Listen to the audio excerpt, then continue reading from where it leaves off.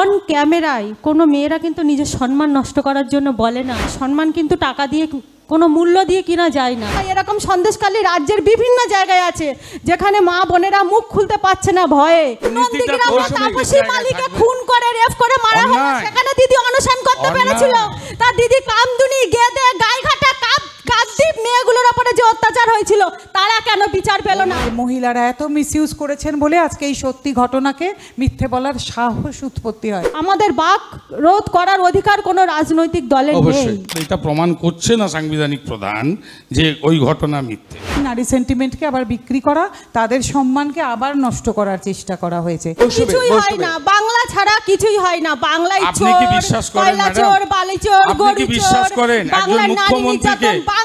একজন মুখ্যমন্ত্রীকে হিজাব বারমুডার তত্ত্ব একটা মুখ্যমন্ত্রীকে আপনি বলুন, সবটার মধ্যে কিন্তু তদন্ত লুকিয়ে আছে। কিন্তু সন্দেশখালীর মা বোনেরা দাবি করেছিল মাননীয় মমতা বন্দ্যোপাধ্যায় একবার আসুন, তাদের পাশে একবার দাঁড়াতে পারতেন। শিক্ষায় চুরি, পুরো প্রতিষ্ঠানে চাকরি চুরি, গরু চুরি, কয়লা চুরি, ত্রিপল চুরি, সাইকেল চুরি, মায়ের পায়খানা পর্যন্ত চুরি। আর কি বলবো, কি বাকি আছে? সেও দুর্নীতি আছে ম্যাডাম, তার মানে আমার দুর্নীতিকে আমি রেকটিফাই হয়েছিল। আজ শুধু মহিলারাই নির্যাতিত নয়, আমাদের রাজ্যে অবশ্যই পুরুষরাও নির্যাতিত। কারণ আমি যখন কামদুনির আন্দোলন করেছিলাম, আমার হাজব্যান্ডের ওপরেও বিভিন্নভাবে মামলা কেস দেওয়া হয়েছিল। সেখানে শুধু নারীদেরকে যে মামলায় জড়ানো হয়েছিল তা নয়, এটা স্বীকার করি। এবং সন্দেশখালী বিষয় নিয়ে যে কথাগুলো উঠলো, যে কতটা সত্য কতটা মিথ্যা, কিন্তু কোনো মেয়েরা একটা কথা মনে রাখতে হবে, অন ক্যামেরায় কোনো মেয়েরা কিন্তু নিজের সম্মান নষ্ট করার জন্য বলে না যে আমাদেরকে রাতে পিঠে বানাতে ডাকা হয় বা আমার উপরে নির্যাতন করা হয়েছিল বা আমি রেপড হয়েছিলাম। কারণ মেয়েদের সম্মান কিন্তু টাকা দিয়ে কোনো মূল্য দিয়ে কিনা যায় না। আর কোনো মেয়েরা অন ক্যামেরায় বলবে না যে আমি নির্যাতিতা বা আমার উপরে এরকম অত্যাচার করা হয়েছে। সন্দেশখালী যখন ফার্স্ট ওই ঘটনা ঘটে, সন্দেশখালীর মা বোনেরা বেরিয়ে এসেছিলেন, আন্দোলন শুরু করেছিলেন। ফার্স্ট দিন কিন্তু আমিই যাই ওখানে, কোনো দল যায়নি, কোনো নেতা যায়নি, কোনো মন্ত্রী যায়নি। ফার্স্ট দিন আমি সেখানে পৌঁছেছিলাম। কিন্তু আমরা সেখানে যেহেতু 144 ধারা করা ছিল বলে তার জন্য মাত্র দুজন, আমি আর টুম্পা গেছিলাম। তো আমাদেরকে আটকে দেওয়া হয়েছিল একমাত্র সন্দেশখালীর মা বোনদের সাথে কথা বলার জন্য। তারপরেও আমরা বিভিন্নভাবে বাধাপ্রাপ্ত হয়েও দ্বিতীয় দিন আমরা সেই সন্দেশখালীর মা বোনেদের কাছে পৌঁছাই। তারা বিভিন্নভাবে আমাদেরকে এমন কথা বলেছে যেটা ক্যামেরার সামনে সত্যিই তারা বলতে পারবে না। কারণ তাদের ঘরে যে মা একজন সন্তানকে জন্ম দিয়েছে, সেই সন্তান সুন্দরী, তাকেও বিভিন্নভাবে হেনস্থা, বিভিন্নভাবে নির্যাতন করা হয়েছে। সেই মেয়ের সম্মানের রক্ষার জন্য তারা ক্যামেরার সামনে আসতে পারেনি। আমাদেরকে ঘরে নিয়ে গিয়ে ক্যামেরার বাইরে তারা কান্নাকাটি করছিল যে দিদি আমাদের উপর এইভাবে অত্যাচার হতো। এবং কয়েকজন মহিলা আমাদেরকে ডেকে বলেছিল যে শাহজাহান নামে যে মার্কেটটা ছিল, সেই মার্কেটে কিছু লোক যারা গরিব মানুষ আমরা আছি, যে কেউ চপ বিক্রি করে বা কেউ ওই ফুচকা বিক্রি করে, ছোট ছোট দোকান আছে। তো সেখানে তারা সন্ধেবেলা যদি 400 টাকা ইনকাম করতো, তো 500 টাকা সন্ধেবেলা গিয়ে শাহজাহানের বাহিনীরা গিয়ে তাকে দিতে হতো তাদেরকে। তাদের কত টাকা ইনকাম হচ্ছে সেটা দেখার তাদের কাছে কোনো ব্যাপার ছিল না। তাদের আগে তোলা তুলতে হবে যে এইভাবে শাহজাহান সেখানে অত্যাচার করত। সেটা ওখানে সম্পূর্ণ যারা আন্দোলন করেছে, দেখুন রেখা পাত্র একটা রাজনীতি দলে গেছে, সেটা তার ব্যক্তিগত ব্যাপার। কারণ রাজনীতি করবে, এটা তার গণতান্ত্রিক অধিকার, সে যেতেই পারে রাজনীতিতে। কিন্তু এখনও যারা রাজনীতি না করে, যে মা বোনেরা এখনও ঝাঁটালাটি নিয়ে রাস্তায় দাঁড়িয়ে আছে, তারা এখনও পর্যন্ত তাদের জমি ফেরত পাওয়ার, তাদের সম্মান ফেরত পাওয়ার সব কিছু নিয়ে লড়াই করছে, সেগুলো কিন্তু মিথ্যে নয়, সাজানো নয়।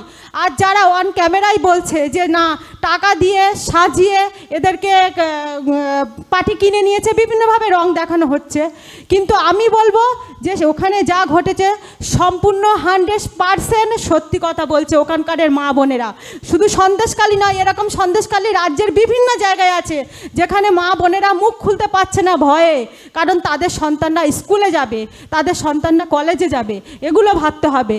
তাই রাজ্যের বুকে যারা এই ধরনের ঘটনা ঘটাচ্ছে তাদেরকে তো আমাদের যে কোনো মানুষ যে কোনো পরিস্থিতিতে দাঁড়িয়ে সেই মানুষগুলোর পাশে দাঁড়িয়ে কিন্তু অন্যায়ের প্রতিবাদ করা উচিত। কারণ আমরা গণতান্ত্রিক দেশে বাস করছি, অন্যায়ের প্রতিবাদ করা আমাদেরও গণতান্ত্রিক অধিকার। আমাদের বাক রোধ করার অধিকার কোনো রাজনৈতিক দলের নেই। অবশ্যই।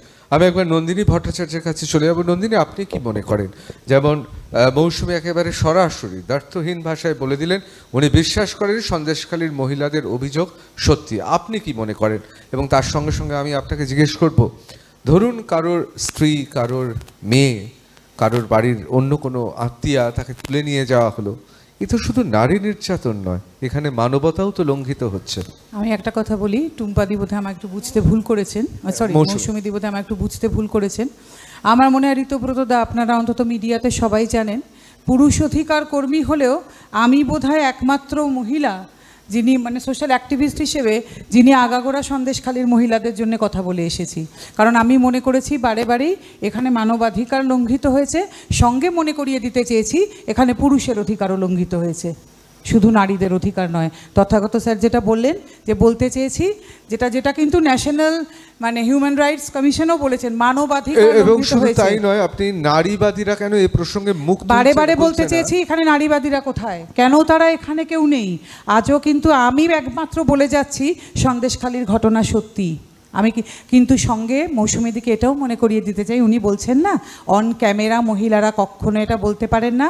আপনার জানা উচিত 2022 সালে এনসিআরবি রিপোর্ট অনুযায়ী 499টি শ্লীলতাহানির ঘটনা মিথ্যে, এবং ঠিক এই জায়গা থেকেই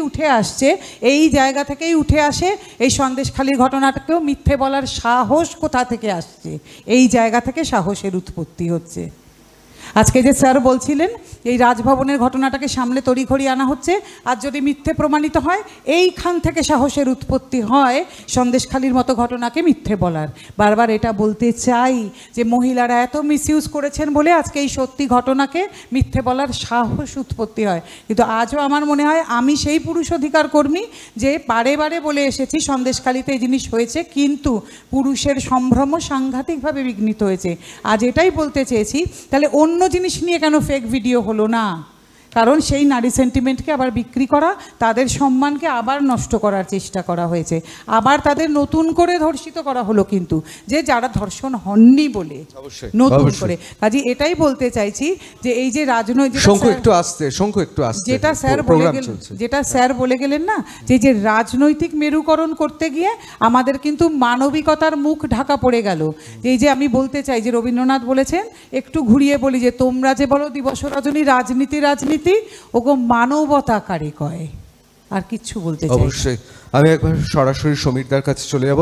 সমীরদা, তাহলে কি মনে হচ্ছে বিরোধী দলের রাজনীতি ষড়যন্ত্র আছে, নাকি এর পেছনে ধর্ম আছে, আর্থসামাজিক কোনো ঘটনাও আছে? না, দেখুন আপনার প্রশ্ন খুব ভালো, অনেকগুলো ভালো ভালো দিক উঠে এসছে। আমরা যখন প্রশাসনিক প্রধানের দিকে আঙুল তুলে বলি সন্দেশখালীর ঘটনা উনি সমর্থন করছেন, কোনো কিছুই হয়নি বলে বিরোধীরা যেটা হচ্ছে বলছে, সত্য অনুসন্ধান তদন্তের বিষয়। কিন্তু যে প্রশাসনিক প্রধানের থেকে সাংবিধানিক প্রধান 361 নম্বরের যে ধারার গেঁড়োয় পড়ে আজকে আমরা তদন্ত করা যাবে, অর্থাৎ এফআইআর করা যাবে না, তদন্ত হতে পারে, সেখানে উনি নিজে সাংবিধানিক প্রধান হয়ে কিন্তু একটা ভিডিও নিজেই পাবলিক করেছেন 1 ঘন্টা 12 মিনিটের।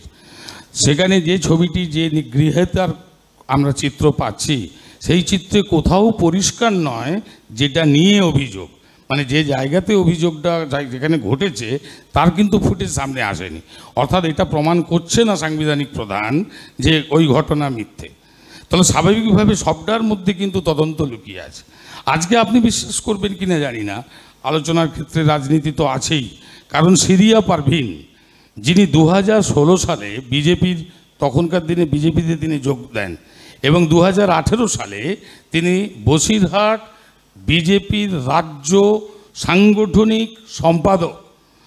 তিনি এতদিন কিন্তু বিজেপিরই মানুষ, এটা অস্বীকার করে লাভ নেই। তাহলে এতদিনের ঘটনার পরিপ্রেক্ষিতে তাকে কোথাও আলোড়িত করেছে যে ঘটনা নিয়ে আজকে বিজেপি রাজনীতি করছে, না, যারা- কিন্তু যারা- বিজেপি আর তৃণমূলের আমি মধ্যে বলছি তো তার অনায়াস কারণ- আসা যাওয়া আছে। তার কারণ দুটো ফুলের তো একটা সম্পর্ক ঘটনার আছে না, পরিপ্রেক্ষিত বলছি। ফুলে ফুলে কেউ- দোলে দোলে তো দুটো দলই দোলে। না, আপনি দেখুন যে সন্দেশখালীকে নন্দীগ্রাম করার একটা ভাবনা কিন্তু গোপনে ছিল, যে নন্দীগ্রাম যেমন 2011 পরিবর্তনের একটা বড় আঙ্গিক, সেরকম এই মুহূর্তে বিজেপির কাছে কোনো ইস্যু নেই বসিরহাট অর্থাৎ সন্দেশখালী ছাড়া।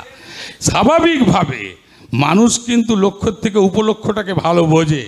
স্বাভাবিকভাবে যেহেতু কোনো কারণ 100 দিনের কাজের টাকা দেয়নি কেন্দ্র, 1,64,000 কোটি টাকা পাওনার টাকা হকের টাকা পায়নি, আবাস যোজনা বন্ধ, বাংলায় ভোটের প্রচার আমরা কী নিয়ে যাব? ধর্ম, রাম মন্দির হয়ে গেছে অযোধ্যা, খাচ্ছে না বাংলার মানুষ, এইদিকে বিদ্বেষ ছড়াচ্ছে। 21শে এপ্রিল রবিবার ছিল, প্রধানমন্ত্রী রাজস্থানে বলছে বিশেষ একটি বিরোধী দল তারা যদি ক্ষমতায় আসে তাদের সম্পদ তাদেরকে দেওয়া হবে যাদের নাকি অধিক সন্তান হয়, মঙ্গলসূত্র কেড়ে নেওয়া হবে। অর্থাৎ এই যে বিদ্বেষ, ঘৃণা, এটা তো বাংলায় করা মুশকিল। না, তাহলে স্বাভাবিকভাবে সন্দেশখালীর ক্ষেত্রে কি হলো? সন্দেশখালীর ইস্যুকে যদি আমি দিয়ে রাখতে পারি, গোটা বাংলায় মহিলারা কি করেন, এবারের ভোটে দেখবেন মহিলাদের পার্সেন্টেজ ভোট খুব বেশি। দেখে নিয়েছে যে লক্ষ্মীর ভাণ্ডার 500 টাকা থেকে 21 সালের ভোটে কিভাবে প্রভাব পড়েছিল। ইসবার 200 পার হয়নি, পগার পার 77-এ শেষ, এখন কত তারাই জানে না। এইবার 2019-এর পরে 2024-এর লোকসভা ধরুন, সেখানে 500 টাকাটা 1000 টাকা, 1000 থেকে 1200 কারো কারো।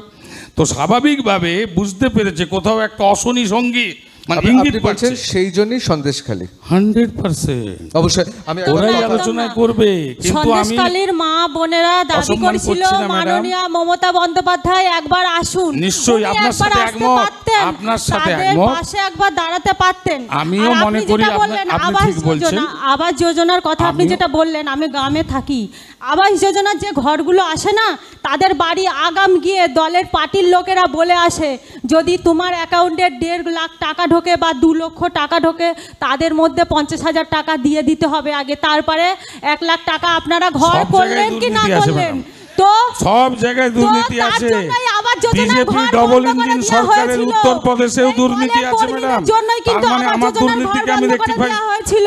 করছি না। আপনি অবশ্যই, অবশ্যই, যেটা আমি একটু বলছেন, আলোচনা 1200, অভিযোগ, 1,500 টাকা সব কন্যাশ্রী অভিযোগ মৌসুমী দেওয়া। আলোচনায় ফিরে আসি, 1200, 1,500 টাকা আমি কন্যাশ্রী আলোচনায় দেওয়া আলোচনায় হয়। আসি, আলোচনায় ফিরে আপনার আসি। সাথে আমি একমত, একজন প্রশাসনিক প্রধান 1200, তার 1,500 উচিত টাকা। নিশ্চয়ই আমি তিনি আরেকটা যাবেন কথা কি যাবেন বলবো। তার বিষয়, কিন্তু এটা মাথায় রাখতে হবে মাথায় রাজনৈতিক অনেক কিছু ভাবে আছে। আমি মন্ত্রী আরেকটা পরিষদের কথা 2জন বলি, আরেকটা মন্ত্রী কথা। সহ গেছে, তাদের সমস্যা শুনেছে, অবশ্যই। সেখানে ক্যাম্প হয়েছে, মৌসুমী, আমাদের এটা প্রশাসন শেষ করতে হবে। ব্যবস্থা নিয়েছে। এইটা ভারতবর্ষে বাংলা ছাড়া হয় না, এটা মমতা বন্দ্যোপাধ্যায় একদম, অবশ্যই, ধন্যবাদ। বাংলা ছাড়া মৌসুমী, কিছুই হয় মৌসুমী। না, বাংলা ছাড়া কিছুই হয় না। বাংলায় আপনি কি বিশ্বাস করেন, কয়লা ম্যাডাম? চোর, বালি চোর, আপনি কি গরু বিশ্বাস চোর, করেন একজন বাংলার নারী মুখ্যমন্ত্রীকে, নির্যাতন, বাংলা ছাড়া এখানে একজন কিচ্ছু হয় না। মুখ্যমন্ত্রীকে একমাত্র হিজাব, বাংলায় এগিয়ে, বারমুডার তত্ত্ব, চোর থেকে একটা ধর্ষণ থেকে মুখ্যমন্ত্রীকে একমাত্র বাংলায় আপনি এগিয়ে। বলুন, বাংলায় ছাড়া মমতা কিছুই হয় না। বন্দ্যোপাধ্যায় কত টাকা দর বলা কি ঠিক হচ্ছে? একজন অবশ্যই বিচারপতি? আমরা একটু আলোচনার মধ্যে থাকবো। দিদি মৌসুমী, যখন রাজনীতিটা নন্দীগ্রামে মৌসুমী তাপসী জায়গায় মালিককে থাকবে। খুন করে রেপ করে মারা হলো, অন্যায়। সেখানে দিদি অনশন করতে অন্যায়। পেরেছিল। তার দিদি কামদুনি, গেদে, গাইঘাটা, কাকদ্বীপ মেয়েগুলোর উপরে যে অত্যাচার হয়েছিল, তারা কেন বিচার পেল না? কোনো দিদি তো অবশ্যই। একজন মানুষ, আমি একটু বিতর্কে ফিরে আসি। কোনো আমি একটু কেন বিতর্কে, না? একটু কোনো বিতর্কে। অত্যাচারের আমরা সবিতা, সমর্থন একটু করছি একটু না। একটু আমরা চলে আসি আবার বিতর্কের বিষয়। আমি এবার তথাগত বাবুর কাছে যাব। তথাগত বাবু, আমাদের একটা আমরা বিভিন্ন জায়গায় বিভিন্ন ঘটনা, বিভিন্ন যে আন্দোলন হয় তার পেছনে আমরা 4টে কারণ দেখি গোটা পৃথিবী জুড়েই। একটা হতে পারে রাজনৈতিক কারণ, একটা হতে পারে ব্যবসায়িক কারণ, একটা হতে পারে ধর্মের জন্য বা আদর্শের জন্য একটা কারণ, আরেকটা কারণ হতে পারে যে নিছকই দুর্ঘটনাবশত। সন্দেশখালীকে আপনি কি মনে করেন? ধর্ম, রাজনীতি, সামাজিক দুর্ঘটনার এক কি কারণ নাকি গুজব? না, সন্দেশখালীর একটাই ব্যাপার হচ্ছে রাজনীতিক বলতে পারো, কারণ আমি আগেই বলেছি সেই সিপিএমের বাঁধা নিয়ম অনুসরণ করে আজকে সিপিএমের মেধাবী ছাত্রী মমতা বন্দ্যোপাধ্যায় কোনো জিনিসকে রাজনীতির বাইরে রাখেন না। এই বিষয়ে আলোকপাত করেছেন, যে এই বিষয়টা জোর করে বলেছেন নন্দিনীদি, সেই জন্য আমি ওর কাছে কৃতজ্ঞ। এই অতি রাজনীতিকরণ পশ্চিমবঙ্গের মানুষের সর্বনাশ করেছে এবং পশ্চিমবঙ্গের মানুষকে সারা ভারতের কাছে কাজে ফাঁকি দেওয়া রাজনীতিবাজ, মিছিলবাজ, খেঁকুরে একটা জাতে পরিণত করেছে। পশ্চিমবঙ্গের মানুষকে বাকি ভারত এইভাবে দেখে, বাঙালিরা কিন্তু যখন পশ্চিমবঙ্গের বাইরে যায় তখন তারা এরকম থাকে না। কিন্তু পশ্চিমবঙ্গের মধ্যে থেকে তারা রাজনীতির বাইরে আর কিছু ভাবতে পারে না।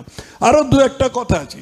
একটা হলো যেটা সমীরবাবু বলছিলেন, যেটা আমার শুনে একটুখানি হাসি পেল, সেটা হচ্ছে যে বিজেপির সামনে আর কোনো ইস্যু নেই আজকে, সেই জন্য তারা সন্দেশখালি নিয়েছে।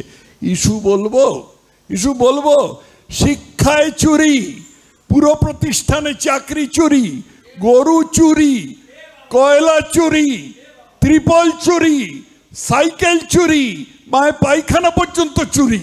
আর কি বলবো, কি বাকি আছে? আরো বাকি আর কি বাকি আছে আমি জানি না। এটা এই যথেষ্ট আমার মনে হয়। আজকে পশ্চিমবঙ্গে কি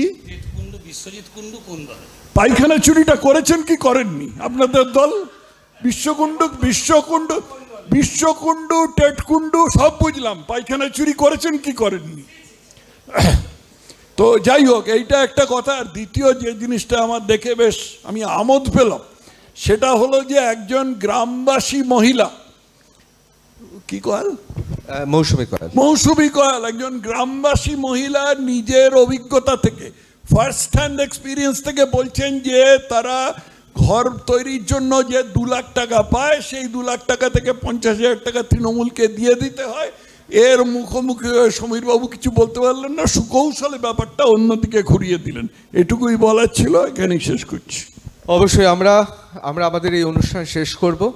সন্দেশখালীতে কি ঘটনা ঘটেছে, সত্যি কি এর পেছনে রাজনৈতিক ষড়যন্ত্র আছে, নাকি সন্দেশখালী ইতিহাসে, বাংলার কলঙ্কের ইতিহাসে অন্যতম অনুচ্ছেদ হয়ে থাকবে, তা ভবিষ্যতেই বলবে।